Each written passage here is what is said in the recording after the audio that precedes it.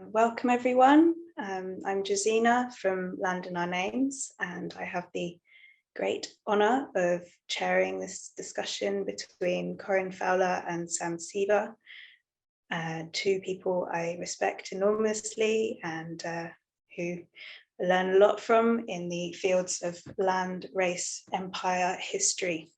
So in this discussion, Professor Corinne Fowler and Siva will be in conversation about the colonial histories that have shaped the British landscape. Fowler's book, Green Unpleasant Land, is a groundbreaking exploration of the links between agriculture and empire in England and explores the racially exclusionary ways in which British rurality continues to be framed. Sam is a grower and land rights activist with Lion, a Black-led collective that works to reconnect Black and people of colour with land in the UK, Britain. Sam also works with the Right to Roam campaign, which seeks to increase public access to nature across England. So Sam and Corinne will bring their knowledge and about the racialised history of British soil and discuss how to repair the violence that the British land system has borne witness to, as well as how to bring about future liberation for Black and brown people through our relationship to the land. So whilst this is a main hall session, it's also hosted as part of the Justice Room programming that Lion and Shared Assets did for this year's ORFC. And that's designed to be a dedicated safe space within the conference for people who are oppressed, discriminated against, or marginalised within agricultural spaces to feel empowered, connect with each other and share knowledge. A couple of points of housekeeping, virtual housekeeping. Please be kind and respectful of the speakers and each other in the chat. There's a Q&A box for you to submit your questions. How this will run is I'll invite both speakers to introduce themselves and their work, and then I'll ask them a couple of questions. They will have the chance to ask a couple of questions to each other, and then we'll open up the chat and we'll try to leave plenty of time for that at the end as well. Yeah, I'll be monitoring the chat, and we've got other people monitoring for questions in the chat and moderating the discussion if anyone decides to step out of line. We're on it. So we can start. Sam, can you tell us a bit about how your work joins land with empire, with specifically insights from the Right to Roam work that you do, and with Lion and the growing projects that you've been involved in? Thanks, Josina. I'm really grateful to be sharing this space with you and Corinne, and I've really been enjoying reading Corinne's book. Yeah, so how like land justice and history and the history of colonialism connects to like my work. I studied history as my undergraduate, and my dad is a historian, so I kind of grew up with so much, I guess, like knowledge about, or like this questioning analytical way of thinking about spaces and everything because of that background. And I also was born in Jamaica, and I came to the UK when I was 7. I'm mixed as well as being Black, and I'm part British as well. Shocking. But like, I feel like because of that, because of this background of like my identity, my upbringing, I feel like I've always been thinking about how the British Empire has brought together all these disparate people from all these disparate places, and then also how movement and migration can be found on like the micro scale and on the macro scale, from the displacement of people with the enclosure of a common, or the displacement of African peoples, or South Asian people, or East Asian people through the colonizing of Caribbean countries. And so I feel like these things have always informed me and my worldview, and getting involved with food growing, and through that, land in our names, through meeting you and connecting with you, especially last year around the pandemic.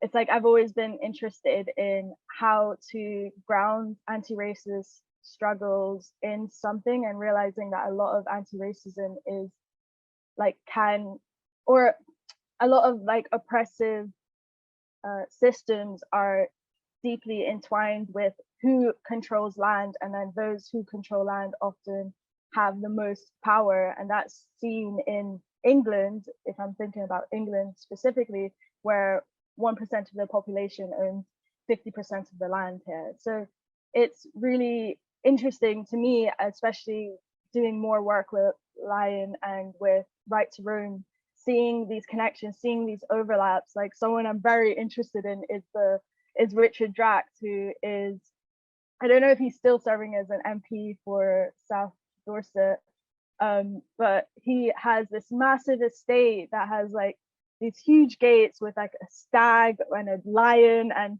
it's very ridiculous. Like it's such a ridiculous place, because the wall, like the A303, I think, this A road sort of circumvents like this wall, and like there's a lot of crashes that happen. Like it's like a very straight road, but people still manage to crash into the wall, and I'm wondering if it's like an act of rebellion. But he is in the same family as the Duke of Westminster, which owns like these a huge part of Marylebone, which is one of the wealthiest parts of London. And then seeing these overlaps, and he's still like, Richard Drax has recently inherited a estate, a sugar plantation in Barbados, and it's still producing sugar, and it's still a plantation. And this is all like, it's just seeing how these things are interconnected. And to me, it's like, well, this person, he is also a politician, and so he wields political power as well. And thinking about so much of the Conservative Party is made up of landowners, and trying to like separate them doesn't make sense. So I feel like land and land justice is deeply connected and intersects with all of these other issues, where who are the people who are these landowners? Majority of them are white, cis men, and are, you know, heterosexual, at least appearing that way or presenting themselves that way. And who are the people who are the most marginalized within this society? There are people who are people of color, who are, you know, transgender or gender non-conforming, are women. And, you know, like, it's hard to not connect them. So for me, that's how land and empire and colonialism and history all informs my work. And I hope it's a very rambling answer, but I hope that kind of gets it. Thanks. Thank you, Sam. No, not rambling at all. And it can be often a very forgotten part of social justice, the links to land, and how all of our identities are connected to the possession or dispossession of land. I remember we drove past Richard Drax once together in the car, and it just went on and on and on. This war was like, oh, is it still? Oh, it's still his land. It's still his land. Yeah. So glad you drew attention to him. Just, I didn't say in the beginning, but wanted to now. Please do introduce yourselves in the chat. It's great to know who's here, and remember to keep including your questions put them into the Q&A box. It'll be easier to pick them up than if they're in the chat itself. Now, Corinne, what do you want us to know about your work over the last 2 years? And that includes the work of the Colonial Countryside project, the National Trust report, and yeah, anything else you want to tell us about how the response has been and how you've braved that. Thank you, and it's great to meet Sam, because I haven't met Sam before. I've met Josina before. Yeah, I had a project which is just coming to an end, which is called Colonial Countryside, which is a child-led history and writing project in partnership with the National Trust. And what we did was we worked with a group of historians and 100 children from across the country to explore how country estates are connected to various aspects, and often wildly different aspects, of British colonial activity, ranging from East India Company involvement to slavery related wealth. And so we've been working on that. We've commissioned some writers, and that led to some time where I was seconded to the National Trust. And while I was doing that, I was commissioned to co-author a report with all their lead curators about how National Trust houses are connected to the history of empire. And we weren't doing any new research. All we did was we did a massive survey of all the peer-reviewed journal-based or book published research which had been conducted by external to the academics external to the National Trust, to see, if you put it all together, you know, what kind of a picture did it present of National Trust houses insofar as, you know, what is already known and what research findings we already have. And what that report showed was that a third of National Trust houses, 98 of them, well, there's a few extra that could now go on with more research still continuing all the time, were connected in quite significant ways to the history of the British Empire. And one of the most obvious ones would be Penrhyn Castle in Wales, which was the entire estate and also the local port, the local slate quarry. They were all funded by Jamaican sugar wealth and from plantations worked by enslaved people. And so after that report, there was, although it was initially well received, it was certainly very well received by academics, it was subject to the most incredible kind of hostile campaign by many newspapers. And it was frustrating because the report is an evidence-based report, all properly footnoted, all based on peer-reviewed research, and it just went on and on and on. There were all kinds of articles, often with no right of reply, especially for me, as the sole academic author of the report. And so this backlash, actually it's gone on for a year now, but it was very intense in the first few months. And so every weekend and often during the week, there would be another hostile article, another one, and each one generated a huge amount of hate mail, but also support messages from people all over the world. And since then, things have calmed down a lot. So the good news is that I think it's kind of paved the way for a smoother journey, I'm hoping, for other heritage organisations. So one of those would be the National Trust for Scotland, which recently released its own report on its slavery connections of its properties, which are considerable. And the Times newspaper, which attacked us, is actually supported the National Trust for Scotland, and they've actually got a newspaper editorial position that it's the right thing to do and it's evidence-based work, and we need to really look into the fuller history of our national past. So that's all quite positive.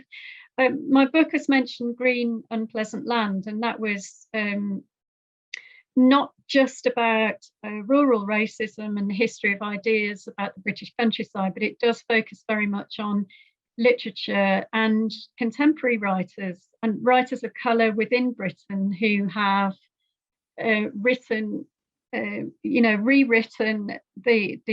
ideas of nature, the pastoral and the rural, very much and increasingly so with close reference to historical research. So it's really been a pleasure to write that book, and I think that it's important to understand that this reassessment of the countryside and this fuller history of the countryside, which it's often assumed has no relationship to the history of empire, has been and is being written, but it has begun to take place over the last couple of decades. It's just that now we all know about it.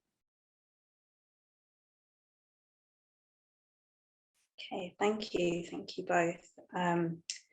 It's such a shame that we can't all be together right now, because I'm really sorry that you went through what you went through, the hostile campaign, and pleased that you got the support. And if we were physically all in one space with 132 people on the call, I would make people do a big round of applause at this point in time, so you know that you're not the only one who wants to change that you've sparked to continue. And you don't know how far the ripples of your work will extend, for sure.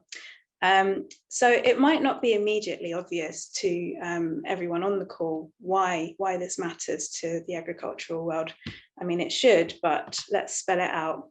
What do you think the role of agricultural people in the agricultural sector, farmers, land workers, landowners, should be in addressing the history of land and empire?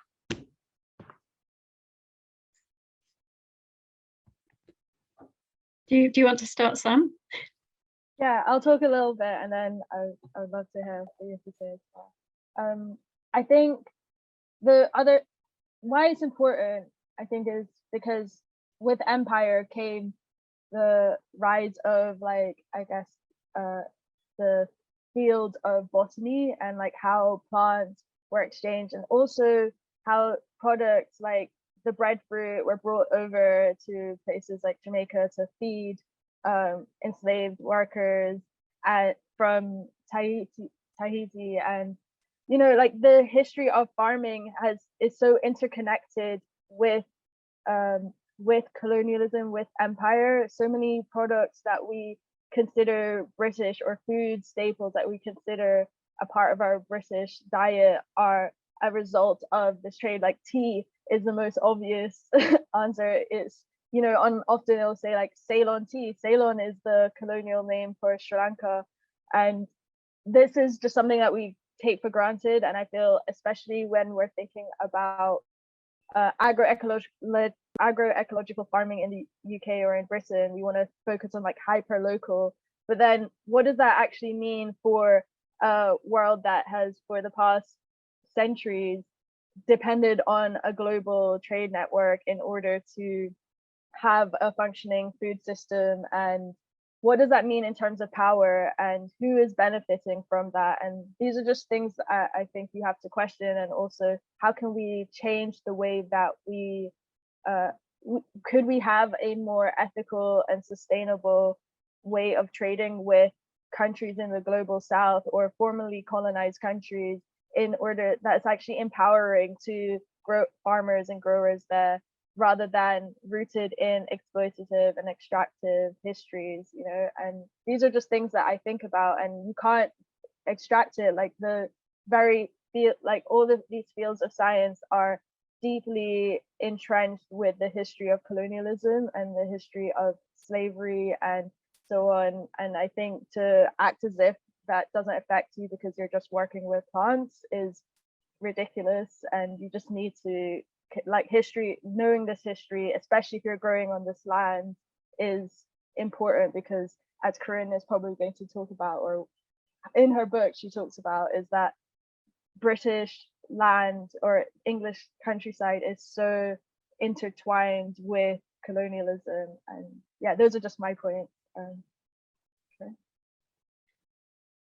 Yeah, and thanks. So I noticed a comment in the chat about class versus race, which I think is a really important point. And I think it's also important to think about the intersection of class and race, because both are obviously have always been relevant factors, but the intersection of race and class is a particularly sensitive issue. I mean, one of the things we could think about is obviously the rural idyll, and also rural racism. There's been some really substantial studies, if anyone wants to look into them, of rural racism. There's one by Neil Chakrabarty, and John Garland, which is excellent. And there's also the very important work by the photographer Ingrid Pollard, who did a photo essay, very famous now, Pastoral Interlude, which I think is at the V&A back in 1987. But I think there's often this false equation made between, you know, the urban and the idea that cities are to do with people of colour and the rural is to do, and has always been to do, with white people. So there are a lot of ahistorical assumptions about the presumed whiteness of the countryside, and also the idea that the countryside has absolutely nothing to do with empire, which couldn't be further from the truth. In fact, the more I look, the more astonished I am at, you know, how connected it is to the whole history of the British Empire. So I think, in answer to the question about, you know, what can people do to address the history of land and empire, I think one of the things I would suggest is do your local history research. It's really important that we have a greater and greater evidence base accumulating, especially into the 18th century history, where it tends to be very fertile in this area for obvious reasons. But there are things that can be done practically there. You know, you can recruit an academic who might write a funding bid for you, ask a local records office archivist, because they are absolutely brilliant and full of local knowledge about what's in their archives. And also, of course, as has been mentioned, link with international researchers, heritage professionals and academics, archivists and so on, which you can do easily in the Zoom generation. But I think I just wanted to mention, in answer to that question, something about what the history is. You know, what is the history? What's the relationship between rural history and colonial history? Well, one of them is to do with country estates. We've already had the Drax estate mentioned in Dorset, but there is a big connection with people, families. There's a good study by Kate Donington of the Hibbert family, which they made their money through the British slavery business. So they were initially associated with the ports, but as they became wealthier and wealthier, they used their money to push out into the countryside, to settle themselves there, and to invest and reinvest their wealth in the countryside, and to use their colonial wealth to build, you know, local schools, local hospitals, through this sort of rural philanthropy and so on. So it's an interesting story there. There's also, as has been mentioned, the history of land ownership.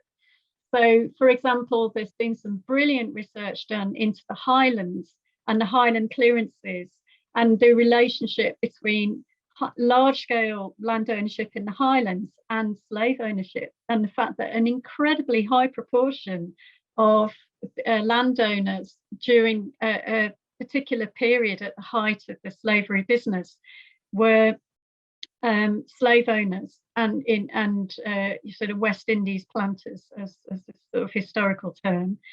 And then there are other families like the Lowther family of Whitehaven. You know, they accumulated loads and loads of land, and they made their money from a mixed economy of coal on the one hand and tobacco mostly from Virginia on the other hand. And that's created a whole set of land ownership patterns in that area. And then there's also connections between acts of enclosure and empire. There's a very good example by a researcher, Richard Dawkins, who looked into the link between Jamaican sugar wealth from the Pennant Dawkins family and the Pennant family and enclosure of land. Another good example of that is Sir Francis Sykes, who owned Basildon Park and then went about with his East India Company wealth, closing off the footpaths and putting up walls and around his land, and fences and hedges and so on. And then on the other hand, at the other end of the social scale, there were kind of men without means who often joined East India Company armies or East India Company, they became mariners, or there were even itinerant farm workers like the poet Robbie Burns, who actually proposed at one point to go to be a driver of enslaved people in Jamaica, or he only didn't go because he bought his ticket twice, but he only didn't go because he finally made money from his poetry. But then moving back to just one more example, and then I'll be quiet, is the Drax estate, which I just wanted to add another layer to what's already been said. I mean, not only is it one of the longest if not the longest wall in England, which is built with money from Barbados. But it's also has an interesting history, a link between the local workhouse, where for the early days of the Drax estates in Barbados, many people were taken from the workhouse and sent there as indentured labourers in pretty horrible conditions. And there's some interesting working sort of overlaps, which I'm investigating more and more, between these kind of working local histories and these international transatlantic and Indian histories.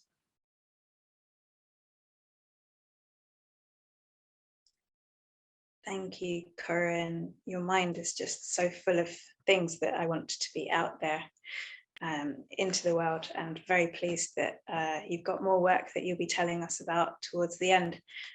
We can read. So there was just one question that I saw in the chat, very, very active chat, that was linked to that notion of solidarity. So I just wanted to ask that before we move on. For National Trust members specifically, what can they do? That's such a great question. Of course, it's very difficult for the National Trust because they don't want bad publicity. It takes a huge amount of resource from them. It's very unjust because they were on the right side of history and it was evidence-based work. They weren't making it all up. They were doing the right thing. So I think that they hear a lot of bad stuff. They hear a lot of people shouting at them. It'd be very, very good to let them know when they're doing the right thing, and also to challenge them to continue to research those properties, not to be afraid, to show that the membership, which is increasing, not decreasing, as the newspapers claimed, is behind them. And I know that a lot of people have joined specifically to support the National Trust. I think if you are quite active as a member, just to encourage them to continue to do that work and to not be afraid of a small minority, and we've got the data here, of very loud and often quite powerful and quite well-funded people to disrupt that work, which they don't, you know, they're not engaging with the detail of that work. So it'd be good to just encourage them, I think. Thank you. Yeah, and also people who are members of other organisations like National Trust Scotland, and Sarah and Sue, two people in the chat who've been using their Insta stories, Sue of Decolonising the Garden, bringing attention to Kew Gardens and the backlash that seems to be ramping up by a right-wing think tank to start this all over again, about how plants are not political, etc., etc. So if anyone is a member of Kew, then be ready to support what they've been doing. And Richard Chokes is also here and has been a valuable part of that conversation as well. So when we were doing prep for this call, you two were furiously emailing each other, and I swear you've written a book in just an email thread. So if you'd like to revisit some of that chat, and you were speaking about countryside cultures and the links between history, colonialism, class and exclusion. Can I return to Sam to pick up on those? Yeah, thanks, Josina. I don't know if it was serious, but I had a lot of questions, especially reading Corinne's book and with my work with Right to Roam, thinking about how do we actually make the countryside more accessible in terms of feeling like a safe place for Black and people of color, and for other people who are often marginalized, for being able to enjoy going on walks in the countryside. And that includes working class people, poor people, disabled people, and some people who are queer identifying in different ways as well, right? So I was really interested because I think in your introduction of Green and Unpleasant Land, you quote, or in the first chapter, I'm not sure, you quote a writer who talks about like there's like a culture and like a lot of polite culture. It was developed in conjunction with colonialism to like justify who is justified or who is deserving in enslaving others. And that was something I was thinking, is there a sort of unwritten or invisibilized culture that is written into rural spaces, or the people who are deserving to access these rural spaces, and what you might have to say about that?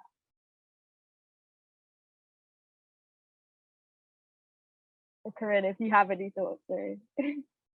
Yeah, sorry, I couldn't unmute myself. Hopefully I'm now unmuted. Yeah, no, thank you for your thoughts on that. I think, I mean, the first thing I think it's really important to do is to understand, to rethink rural history generally, because I think that will really help if we have some sort of evidence-based conversations about, for example, the presence of the long-standing presence and contributions of people of colour to all levels, you know, on to the countryside at all levels of society. And I think it's so varied and so rich, that history.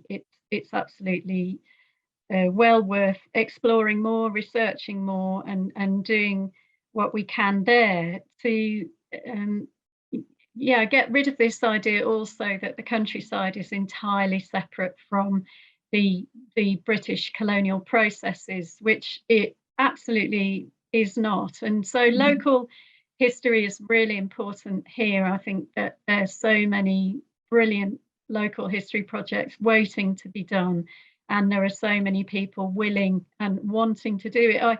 I did put out a call once, one tweet on Twitter, and I don't have that many followers. I put out one tweet saying, would anyone be interested? Because I just wanted to scope in a mass research project where we all work together. We, you know, we look into all these stories as volunteers. And I got so many people contacting me. I had to put out another tweet saying, please stop, because I got, within 10 days, I'd recruited about 340 people. And these are people that were just so keen, and they're still emailing me now to ask, you know, what's the latest project. And I think that there's a lot of interest, and it's also research and collaborative, collective research is a brilliant way forward. I noticed someone mentioning the Black Girls Hike, who did appear on Countryfile and received a huge amount of complaints for that project, simply for having a group of Black women walking through the countryside. I mean, it was really quite, well, I mean, what can you say? It's so distressing to think that there are people who are thinking like that. And I think this is the problem you're trying to put your finger on, isn't it, Sam? The perception that the countryside is in Britain is naturally a space of whiteness, which has to be somehow protected, which kind of explains the backlash for the National Trust report, because that's kind of in the heart of the conservative, with a small c, sorry, countryside. But there's also Muslims Hike, who recently had some problems. I'm sure you all noticed with trolls on Twitter for posting pictures of them having a brilliant time during their walks. And there's the Black Men Walking group, which has been going for a long time, and there's a play about that if you want to look it up. They did a tour, it was just a sellout tour. So there's a lot of interest in, but there needs to be a lot of support around these activities, because of this notion that people are intruding if they don't look and speak a certain way. So it's a massive problem, and it's a quantifiable problem in many ways. I mean, that's why I mentioned that amazing study of rural racism by Neil Chakrabarty, who explains the types of racism that take place. So I think that would be my main response to that. Thank you so much. And I definitely agree, and I feel really energized by all of these groups that are going out there and trying to transform this culture to be like, yeah, like the countryside and walking and camping and all of these things aren't white activities, and the person who mentioned class, like I do think we need to intersect it with class as well. We need to have a class analysis too, because often the people who are able to enjoy these things are people who have time and money to enjoy leisure activities in general. But I also feel that even though I'm from a lower middle class background, I didn't have the same feelings of inclusivity to the countryside as well. And that's where race intersects with class. Like if you are a white middle class person, maybe it doesn't feel as intimidating.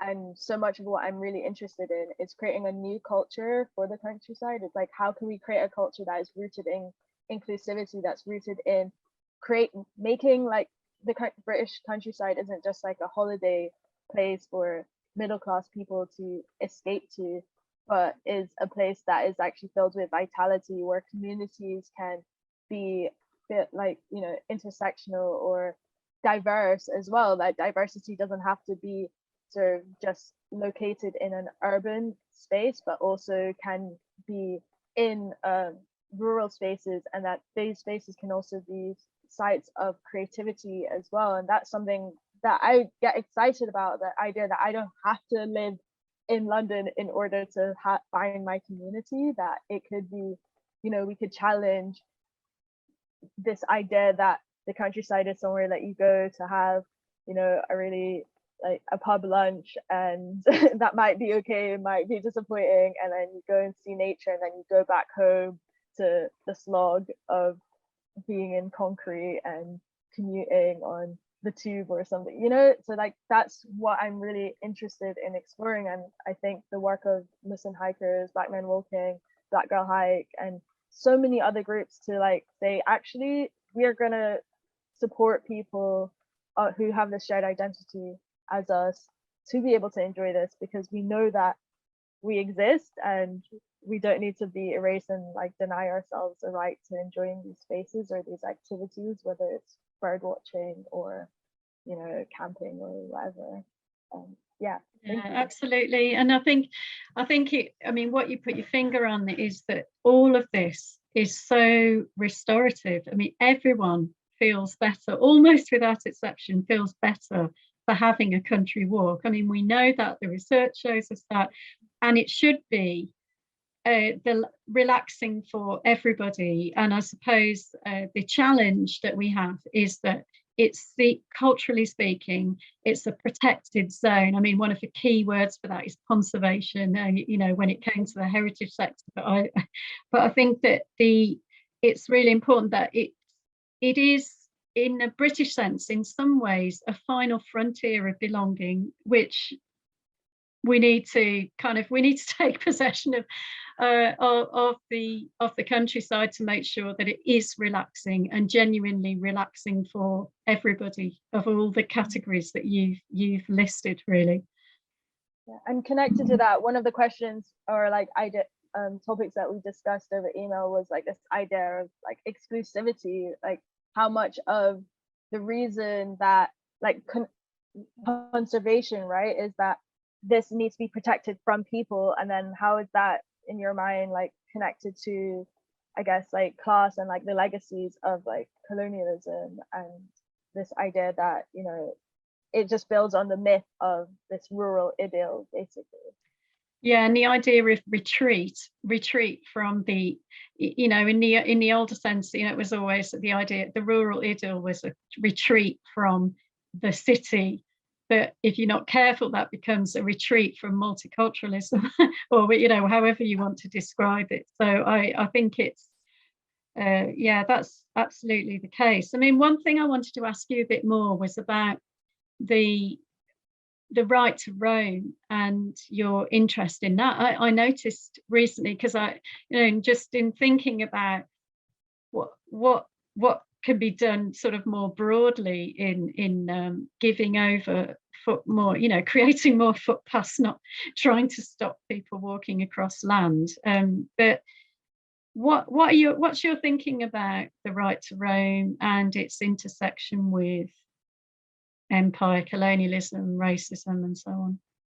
Yeah, so I think it's a very complicated thing, because at my heart, I feel like, you know, redistributing land ownership would be the ideal, but I think, you know, in England, right of ways are really limited. There's only like 8% of the countryside has right of ways, and some people like hide their right of ways or like make it very hard to access already. And I think put a bull in the field. I've been chased a couple of times. Right.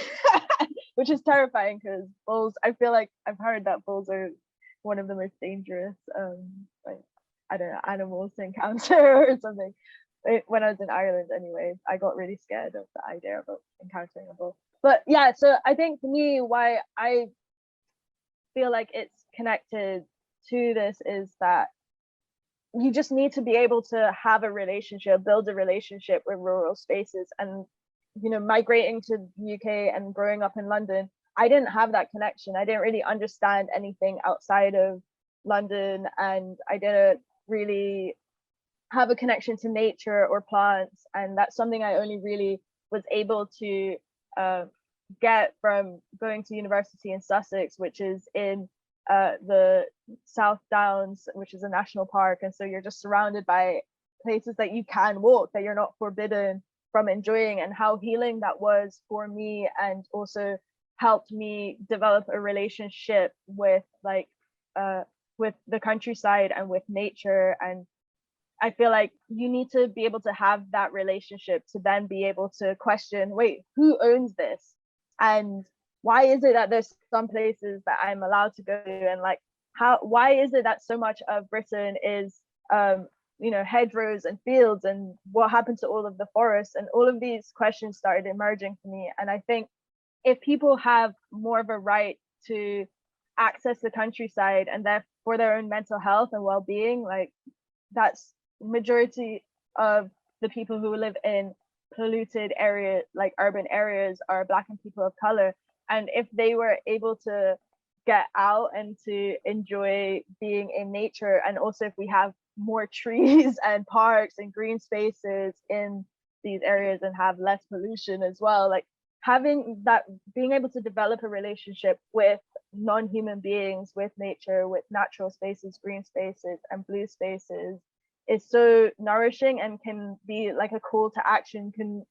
You start to care, you start to really invest in this land and this space, and realize that you are there's things being withheld from you, being taken from you, and that can just be a call to action. And I feel I don't actually know the history of rights of ways, but I feel like, you know, obviously it, as you were saying, I think you said it earlier, but you know, through the enclosure of the land, and then doing like this very kind service of, oh, we're letting you walk on our estate or in our land, is, you know, like that's the conflict I have, where like the ideal will be in the future, in 2040 or 2100 or whatever, like land will be more equitably distributed, it'll be held in the commons, and it wouldn't be a question of, oh, is this a right of way, can I walk here or not?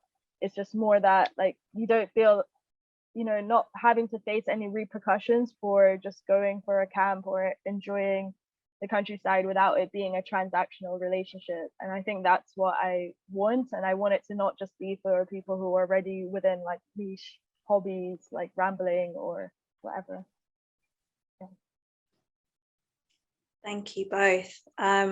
Wanting to open the chat up to questions from the audience, and just to also think about, like, we sort of brainstormed some of the leisure activities and the diversity organizations that are trying to open those out and create a sense of belonging, and then thinking about how that might be different to being grounded on the land in a sort of agricultural context, and what the different types of hostility that you might face when there's nowhere else to go home to that's, you know, safe like a city.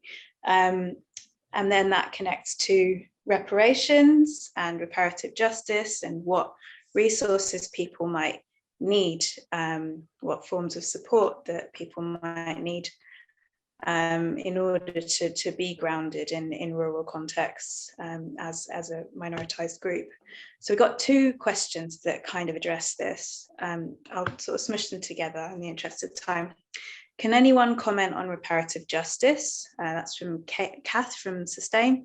What could that look like in food and farming? What should we do? And from Obi, from the Cocoa Collective, how do we encourage young wealthy people to distribute their wealth instead of following in colonial footsteps? i.e., and this has been my bugbear recently, Ed Sheeran, who has secured a huge amount of land and decided to join the landowners, and that will help rewilding. But that's by the by. How do we encourage young wealthy people to distribute their wealth? Start, Corinne. Okay, well, I can only kind of give an historical answer to the reparations question because it's, you know, totally out of my expertise. But I think there's a concept.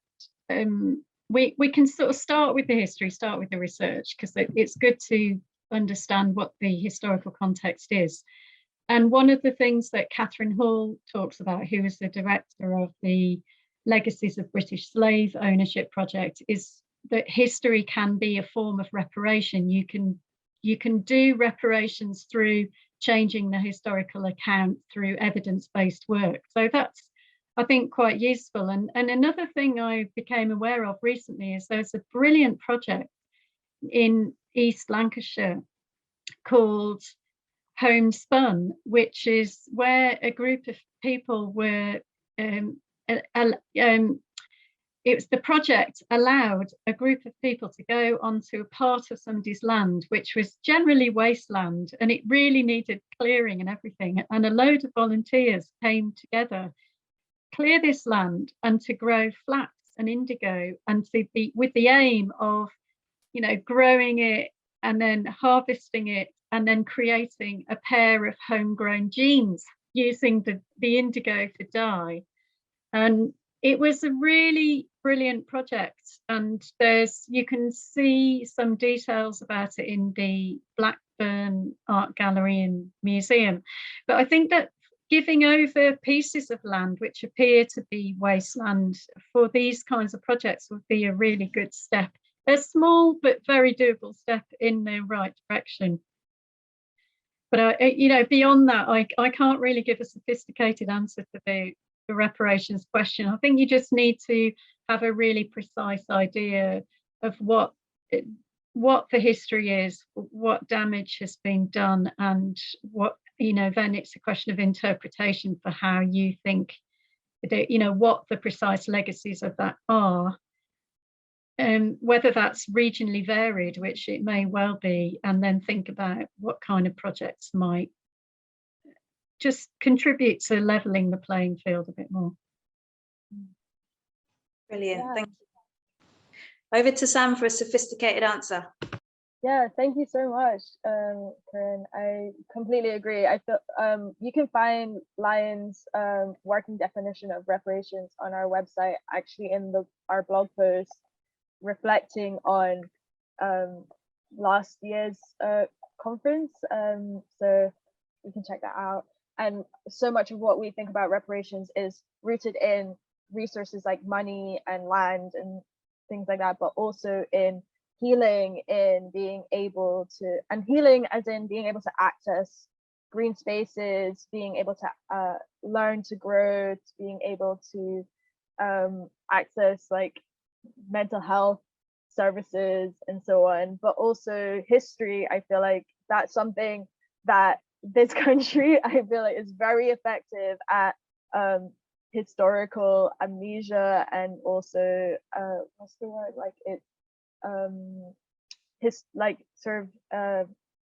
dissociation, like historical dissociation. And then I feel like for a lot of like Black people and people of color growing up here, you just don't learn about Black and people of color in the 20th century in Britain, other than maybe the Windrush, and maybe you learn about slavery for a session, and maybe you learn about the civil rights movement in the US. And I feel there is so much needing to be done in terms of learning about the history for Black and people of color, but also for everyone, because our history is not just like Black history isn't just, you know, this separate, isolated thing. Like all of our histories are tied together, and to act as if it isn't is ridiculous. I keep saying ridiculous, I don't know why. And then what interesting to Obi's question, there's this group called Resource Justice, and they are specifically working with young, wealthy people who have inherited wealth or are going to inherit wealth, and how they can equitably and redistribute their wealth, so if they don't want to inherit it because they realize, okay, actually maybe having this much, I don't need this much money, and also it's come from shady places, which most money has come from, I guess. And there's also, I think there's a US version called Resource Generation, and then the idea is that the money goes to NGOs or like collectives or activists or whatever. I'm not really sure 100% about that, but there's a group specifically working on that. And also in the US, there's this reparations map, which is specifically looking at land that it has been taken or was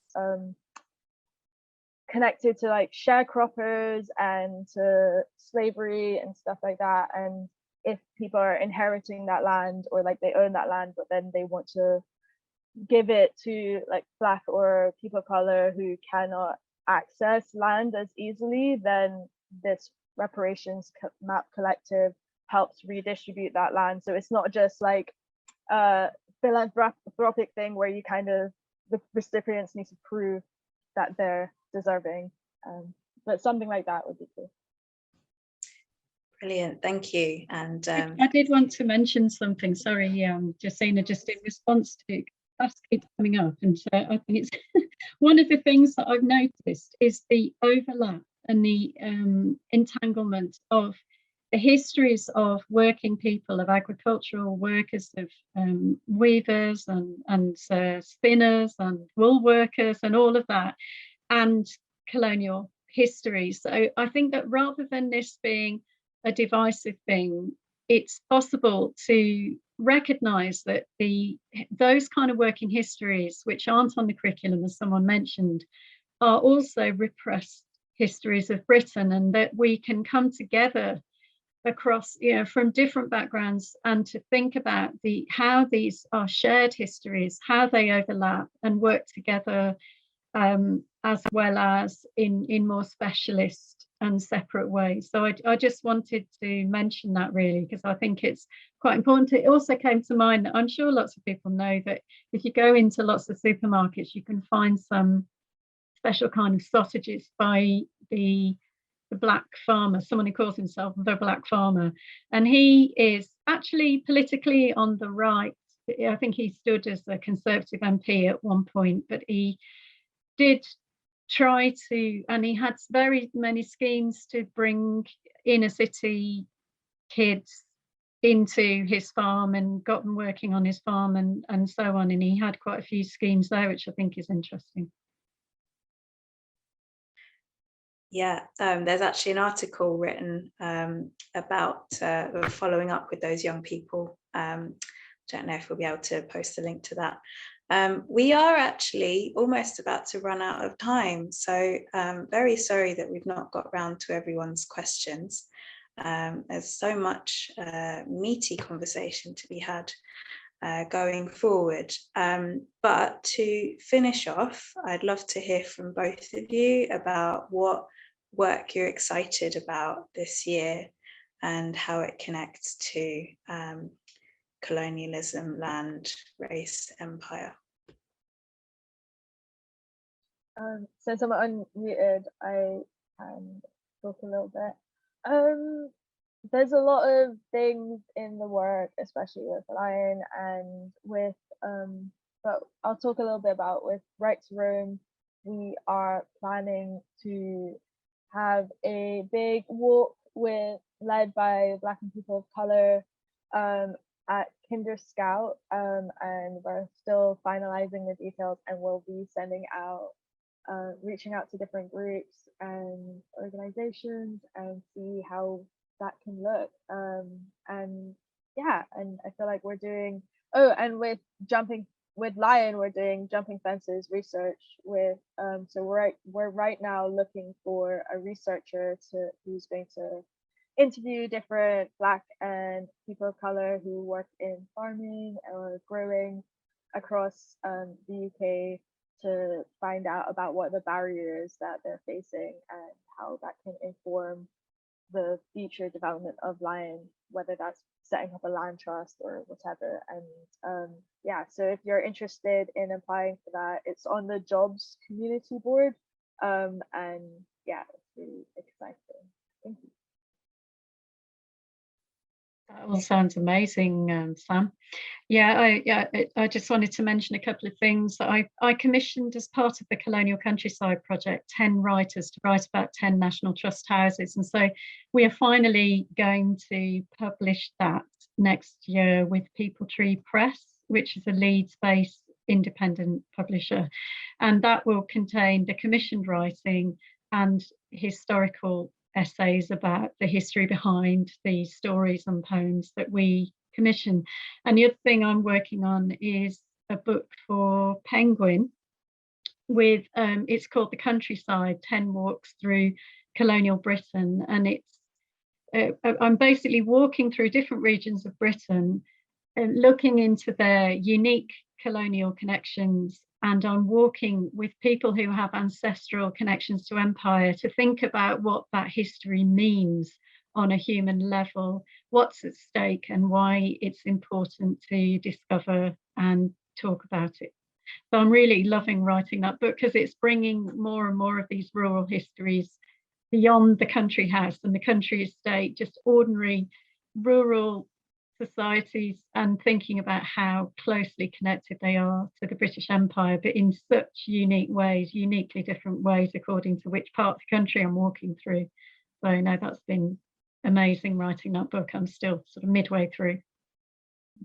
Brilliant. So plenty to look forward to, and so happy that you get some lovely writing time, and really looking forward to pre-ordering, then reading, and having a reading group for that book and doing those walks. Thank you to all who's attended and participated in the chat, and thank you to our tech and moderating support, and thank you to you wonderful speakers, Corinne and Sam. You've really given us so much food for thought, and yeah, there's plenty of links to be following up from the chat. Have nice evenings, everyone.